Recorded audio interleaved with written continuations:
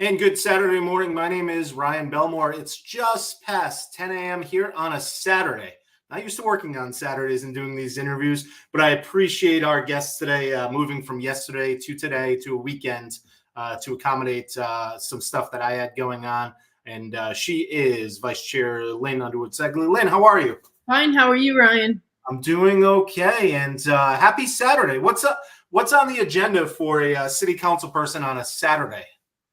Well, I've already gotten about 3 emails to respond to. I think I might be on some of the same ones. yeah, probably. I do try to respond to all of them, so it's that takes time, and of course it's all about the campaign right now too. So stuffing envelopes and walking and updating my website. That's today. So it's just there's a lot going on. But typically on a Saturday without the campaign is a pretty easy day. So it's And I was just looking right now. I know you're on here somewhere. We're going to talk about your campaign in a couple weeks on October 11th, Friday, October 11th at 10 a.m. We're going to talk about your campaign. Today we're going to talk about Wednesday night. Wednesday night, Newport City Council had a meeting over at the Pell Elementary School. Little over 2 hours, which is decent. That's good. Short. That was short for us. Yeah. What was your biggest takeaway coming out of the meeting? Well, there were a couple of things. First of all, the sewer, rescinding the sewer fee, that was huge. We had a second reading on that because we had an emergency meeting on Monday. There were mistakes, there were miscalculations made. It's not typical that happens. So I think it all caught us by surprise. But the sewer, stormwater, everything is very complicated. And so it's understandable that unfortunately you have to do something before you realize that it was wrong. I mean, I got 2 bills because I have 2 water lines. I have a single family home, but I have 2 water lines. But I got 2 $81 bills. And I was like, whoa, what is going on here? So I knew something had gone terribly wrong. And then all the people that we were trying to help were the ones who got the bills. So, it was a mistake, but we rectified it. And we're going to start from scratch and do new calculations and maybe figure out other ways of attempting this. So, but we do have to do something about our stormwater. We need to work on our pipes. And even though people might not live in Newport full time, the system still has to run. Maintenance has to be done on the pipes, even though they're not, being used all the time. So it's tricky and it's difficult. So I'm very hopeful that we will come to a very good resolution. So what people should know about that is, it's probably known as the $81 charge right now, but whatever your bill was billed at prior to this $81 charge is what it's going back to. That's right. For now, it's just reporting back to until the city can come up with a better plan. Right. Exactly. Yeah. I mean, we could possibly look at the 2-tier tax program and see who is full-time, who is not full-time. I mean, there are ways of doing it. I'm not exactly sure how they're going to do it, but I'm not an engineer, and so they'll figure it out. What else? Obviously, we're burying the lead here with short-term rental, the moratorium, the proposed moratorium. There was a split council vote. Yes. Normally doesn't happen, but there was a councilor absent. Councilor Lima was absent. So it was 3-3 with you, Councilors Napolitano and Holder against Mayor Sy, Romley, and Carlin for. And I watched the meeting and I've heard a lot of your whys, but I'm just wondering if you could summarize why you voted the way you did. Well, I started off sort of supporting it in a way. As I started thinking about it and started talking to people and staff, and it just seemed to me that it was not the right way to go and to create housing for like workforce housing. It just I didn't there was no evidence to support that, and there really aren't even that many units that would qualify. So I voted against it on the first reading, and I voted against it on the second reading as well. I just feel as though they're trying to equate this tourism versus housing, and it's not like that at all. It doesn't have anything to do with that. I mean, this just had to do with not having the evidence and the empirical evidence, or any evidence to show that we would be creating any kind of workforce housing. And I do believe that our business district should be our business district, and our residential district should be our residential district. We banned non-owner occupied rentals, short-term rentals in residential areas, mainly. Well, there was a conversation about housing around it, but mainly for quality of life issues. So, and I think that's been lost a lot here. It's tough for people. I'm trying to grab a pen. It's tough for people to follow along and keep up with all of this over years. And a lot of the comments or emails or next door posts or whatever it may be I see is, oh, well, why are they attacking the business district? Now why not? And it probably falls on a lot of us press as well. Why aren't they doing something about the residential zones? And maybe we did like 2 years ago. We all collectively need to be reminding people that city has already taken care of that. So I just wanted to clarify that's already been done. That's already been done, and it's easier to enforce in a sense in the residential districts because people call me or email me and say, hey, I think I have an illegal one next to me, can they check it out? And so of course, then you go and check it out. So in the commercial district, I think the enforcement would be almost impossible. So obviously the city council can bring back things like this at any time. I mean, do you think this could be configured or looked into or rearranged to something where you could support it? I don't know. It depends on what comes back. I really don't know. I mean, I would need evidence that we are going to create workforce housing in the commercial areas. And look at the cost of these buildings. Does it make any sense?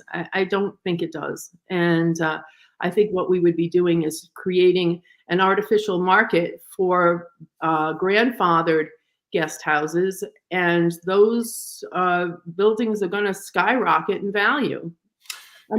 Councilor Lima equated it to the liquor license, and yes. I think it's probably one of the best similes that I've probably heard just looking at it from the outside in. It's if you own a home, first of all, for those who weren't following along, the people who are already operating would still be able to operate them. You just wouldn't be able to start a new short-term rental in a business district. So that means if you already had one, it stays with the property, not with the owner. So the more you sold that property, the value is higher because and that's a state law that the designation stays with the property. The issue also is, yes, they're saying new short-term rentals, but there are people who can renovate their homes and add a couple of rooms. I mean, so then they wouldn't be able to do that. So in a sense, it is a taking. It is a taking of a right.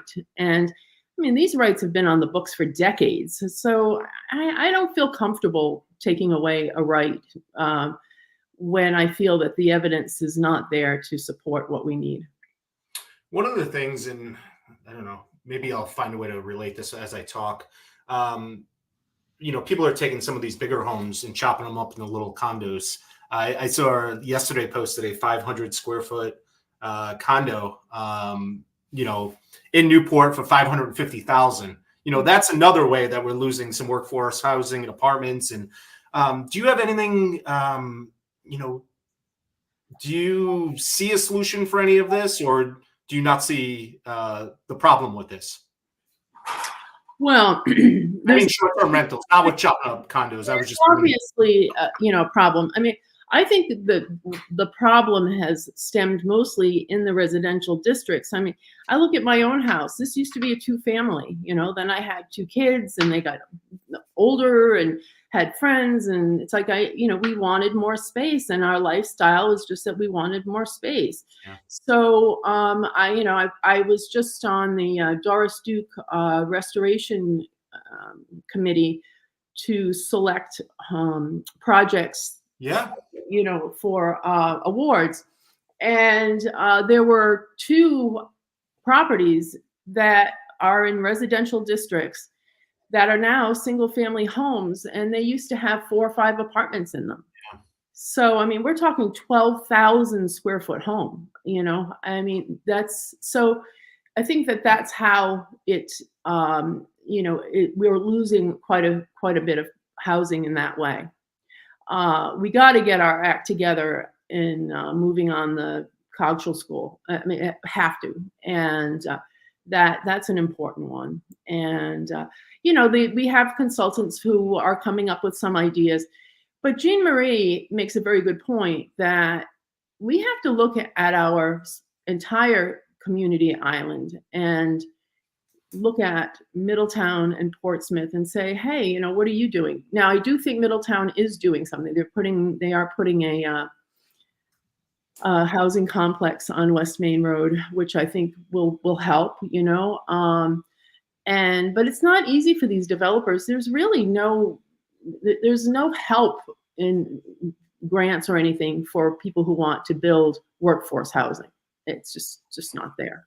Is there a way to, off the top of my head, get together with Middletown, Portsmouth, Jamestown, and say, our employees are working in your town, our kids are going to school in your town, and like try to get a little, we love workshops and commissions, try to get one together and say, we got to stop acting like we're all these separate government, these separate entities when, people are living in Portsmouth and driving to Newport every day. And I know teachers do it. And is there a way to all work together?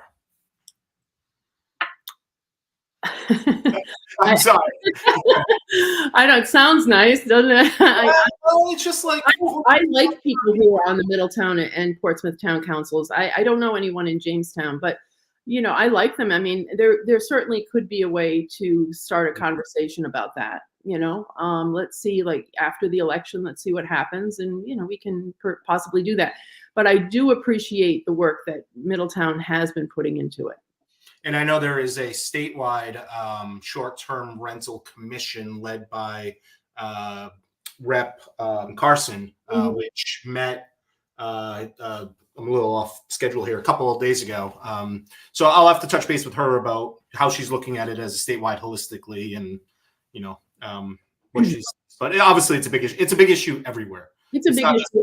And you got to differentiate between the types of housing we're talking about. Like sometimes the verbiage is gets mixed up. You have the subsidized housing, which we have in the North End, and we have 15 to 16% of that, and really the highest state. So that, and then you have this sort of mushy word called affordable housing, and then you have another. Workforce housing. Workforce housing is about 60 to 120% of the area median income. And that's what Cranston Calvert was aimed for. And that's what Cogshall would be aimed for. And then you have, your other housing. So it's just the verbiage is confusing, and people think that when we're talking workforce, we're talking subsidized, and vice versa. So, yeah, I wonder if there's a way to simplify that. I mean, I just look at somebody recently posted that if you are a full-time employee and make within so many dollars of minimum wage, that you can never afford to live in any. If you're following the 30% of your salary, you can't afford to live anywhere in Rhode Island if you try to keep under that 30%. Yeah, I know, and that's true. And that's where, like, for instance, they keep talking about a cliff effect, that that somebody who is in subsidized housing, who, let's say, gets a job that pays a certain amount over what they're allowed to make while they're in subsidized housing, or even their child makes some money that puts them over that, well, where do they go? Yeah.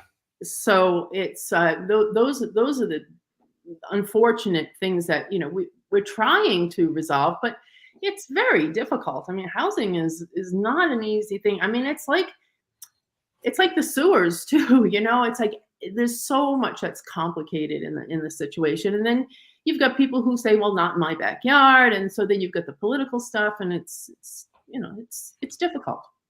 So. What else came up at the meeting that people should know about? Or I think a lot of the other decisions were mostly anonymous, or not anonymous, all together. But yeah, unanimous. Unanimous. Yeah, well, Zai had put on a something about the carousel, finding a location for it, which I've been talking to quite a few people about it also. It's a tricky one, again, because we would need somebody to operate it, and how would we do that? It would have to have it in a place where kids gather. I mean, I would love to see it somewhere near the aquarium, but then again, that's a flood zone. So, it's there are different things that we have to look at. So I don't know. What that resolution did was ask the city administration, city manager, to go out and come up with ideas and come back. Was there a deadline for that? Was there? I'm sorry, say that again. Deadline of come back by whenever? I don't think so. Okay. No, I don't think so. I don't think so. But if anybody has any ideas of where it should go, reach out to your favorite counselor or city administration and start pitching ideas. There were, some people have brought up some ideas like a Quidnick Park, because it's near the library, and the library has a lot of children's programming. It's got to be in a place that's going to have the kids there. That's why it's so perfect for the beach, and it just can't be in a remote spot. It's just not going to work that way. Yeah, and a lot of where the majority of spaces, like a Fort Adams or Brenton State Park, are state parks, and people can't just walk to Fort Adams or walk to Brenton. And who knows if the state would want to have it anyway, because then I think they'd have to assume control of it, and I don't think we want to do that either. So I guess it starts with how much room does it actually need, and then you have to look at a map of Newport and see where actually can it fit. Yeah, so, I mean, it's gonna be a challenge, and of course some people are going to be upset and other, but it's like you gotta, whenever you come to these types of issues, you just got to do what you feel is right and move on from that. Yeah. We had a couple other ones. The King Park seawall, the Murphy Field tennis and basketball court restorations, not the sexiest things per se, but it's infrastructure improvements. Yeah. It's interesting because I hear from some of my fellow counselors and from people like, well, how come we don't invest in infrastructure? Well, all of those communications from the city manager that, come from utilities and public works, those are all infrastructure projects that we have. I mean, that's millions and millions and millions of dollars that we have put in. I mean, at least since I've been on the council, I mean, I don't think there's one project that would, cost less than like, $250,000. It's just, even the tennis courts, and then the basketball court, it's going to cost $250,000 just to resurface them, and that's the cost of it. That's the cost of doing business. It's not inflated or anything. I mean, that's the way it is. And so, and people have to realize that, it's an ongoing process with this, and there are some glaring examples that it costs a lot of money, that will be in the bond, and like the Parati Park bulkhead, and I'm sorry, I'm just getting over a cold. The Parati Park bulkhead is one that is very important. And then also the Harbor Master building and adding some restrooms there. We definitely need restrooms in the downtown area. And I don't hear that just from the tourism people. I hear that from residents. Yeah. I mean, residents do go downtown, so so there are important projects coming up on that, and there'll be more information on that bond as well. Yeah, I was going to sticking to the agendas of the city council. It's all approved by city council. The bond doesn't have to go in front of the city council again before. No. Yeah, it's all good. It's all set. Yes. And it'll appear on the ballot. And one of the biggest takeaways I have from it, that city manager as well as many of councilors have said, is you'll see numbers set to certain things, but there's some fluid. If something comes under budget, they can move that money to another item that might need it. So the total won't change, but where it's spent might. Yeah, and you don't have to use all of the money either. Yeah. But it will put at least a dent into some of the projects that are very important. The Maha Center building is another one that's very important to us. I mean, that City Hall is sort of bursting at the seams, and we need more office space. The schools need administrative space. So, and then that building is, if the building is just going to sit there, it's going to get worse and worse. And so, let's do something with it. And it's in a good location for community events. Yeah. One of the things I think City Council got right and really did a good job at recently was Dixon Street. Residents spoke up. They went through the proper processes, by what I can tell from the outside looking in, of trying to change the direction of Dixon Street due to safety. Mm-hmm. Everybody, I've cut through Dixon Street. Everybody's cut through Dixon Street. Me too. Yes. And they went through the process. They talked to neighbors. They acted like a community, and the city council and said, let's change this. Fire department looked at it, police department, city manager. And now it looks like Dixon Street will be reversing direction, and there might be some other changes to come around that, depending on the results. Yeah. Well, we also made it weight restricted so that trucks can't go up and down, like heavy trucks can't go up and down, unless they have business on that street. Now, that's another tough one to, enforce, but at least, it's helping. I voted for this because there will be a traffic study in that area.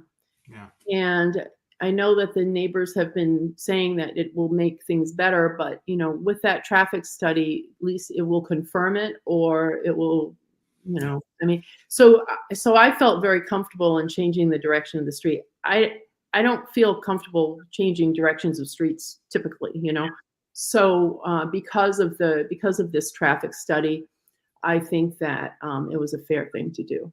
For those who might be on Spring Street, Upper Dixon, Hammond, Narragansett, if once the change hasn't been made yet, that'd be too quick.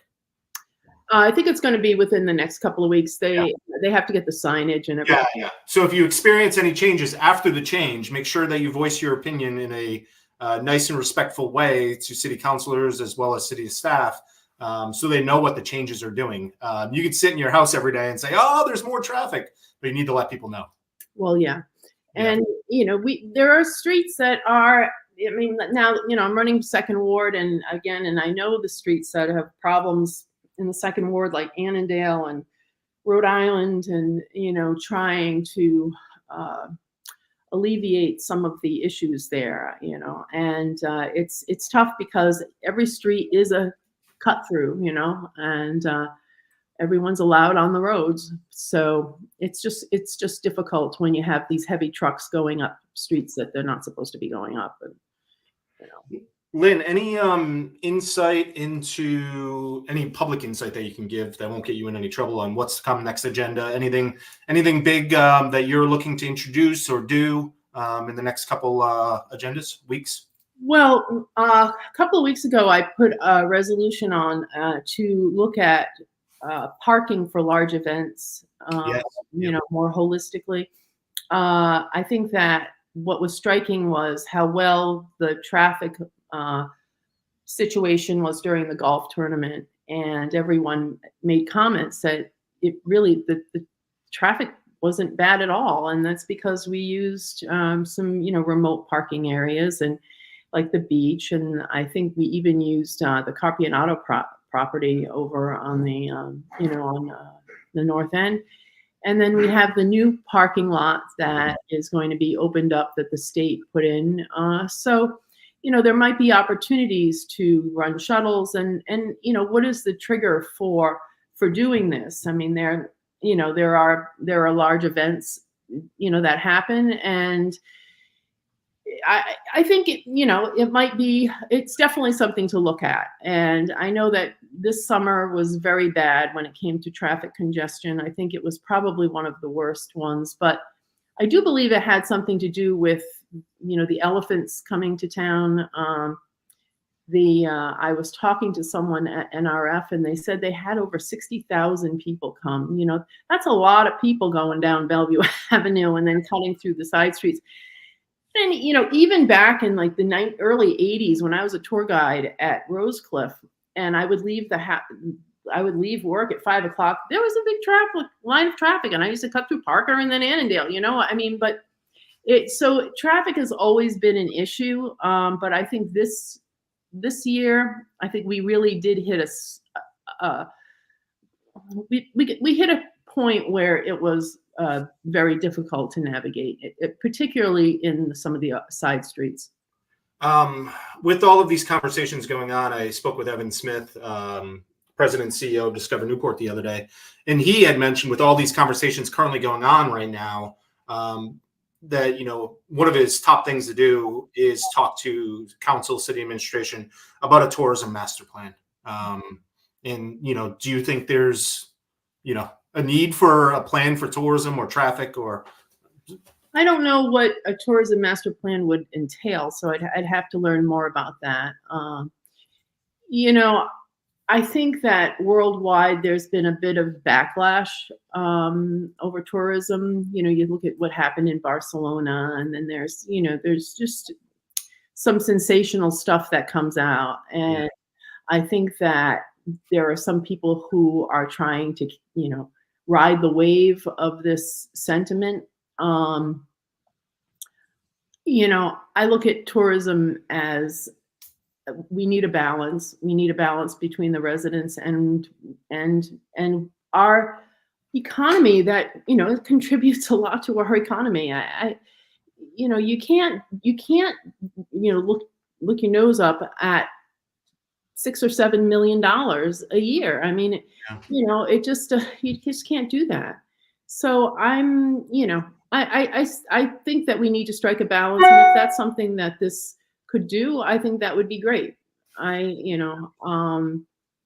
Talking about that, but it's a good PSA to reverse, just to turn it around. If any of us watching or listening are going on vacation, think about how when we get to a new city, and how we feel about people, and maybe we could be respectful, or think about taking public transportation, or not renting a car. Or I think if we solved a lot of the traffic issues, it would resolve a lot of the tourism issues. But well, as a city councilor traveling to other locations, it's so funny because then I see everything that like I do in Newport. Like I see everything that's we got to fix that, or we got to fix this, and I was in Montreal. Actually, I was in Quebec City, and there was an overflowing trash can. I was like, "Oh my God!" Like call somebody.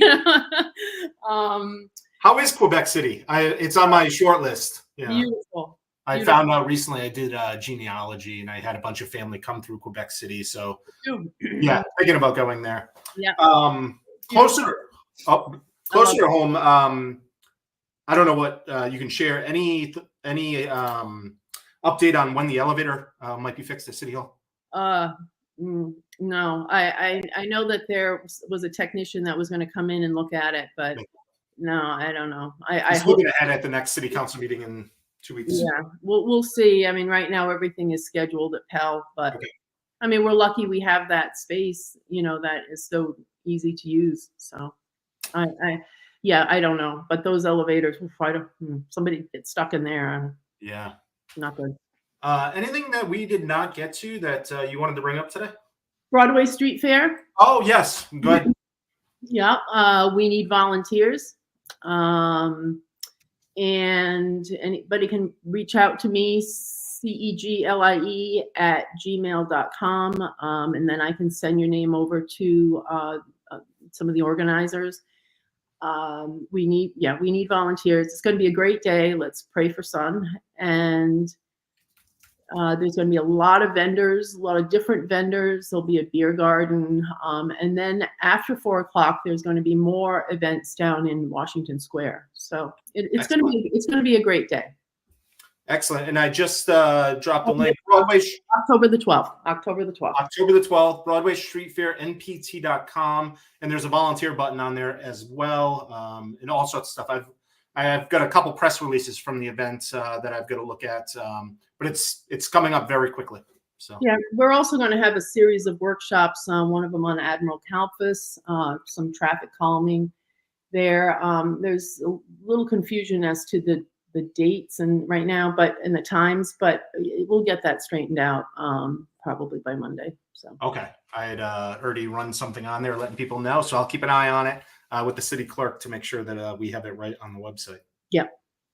Excellent. Anything else today? No, I don't think so. I'm looking. We could talk for hours, but I know, right?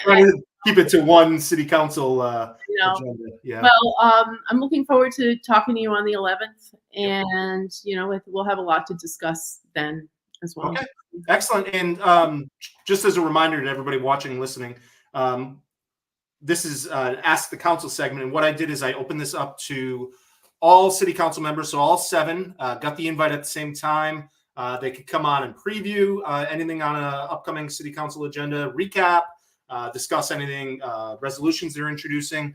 So that will be how this runs until November 5th. And then when the new council is appointed in December 1st, right? Yes.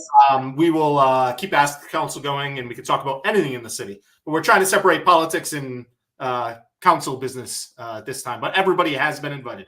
Well, I think it's a good idea because even if we agree on an issue, we still might have a different take on it, Yeah. So I think that people would be interested in that. And 90% of the things that we work on, we do agree on. It's always those little sticking ones.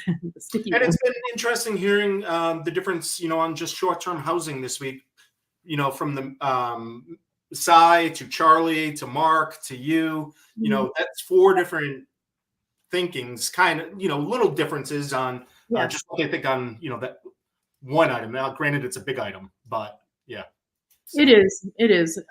So, I'm sorry that Angela wasn't there, but it's what happens. So. Yeah, it is what happens. But all right. Well, Councilor Ceglie, thanks for joining us, and Saturday, and everybody. So. All right. Have a good Saturday. Yeah, thank you. All righty. That is Councilor Lynn Underwood Ceglie, Vice Chair of Newport City Council, currently at large, running for 2nd Ward in a couple of weeks. If you missed any portion of this conversation, want to watch again, want to share it, all available on whatsupnupe.com. We also caught up this week with Mayor Cy, 2nd Ward Councilor Charlie Holder, Councilor Marco Romley, Newport School Superintendent Colleen Burns-Germain, as well as Evan Smith, CEO and President of Discover Newport. All of those conversations are available on whatsupnupe.com. I want to thank you for watching. And next week we launch or continue Ask the Candidates. And we'll be talking with 5 or 6 candidates next week, and then 5 or 6 the following week, all leading up to the November 5th general election. That's going to do it for us today. Thanks for watching.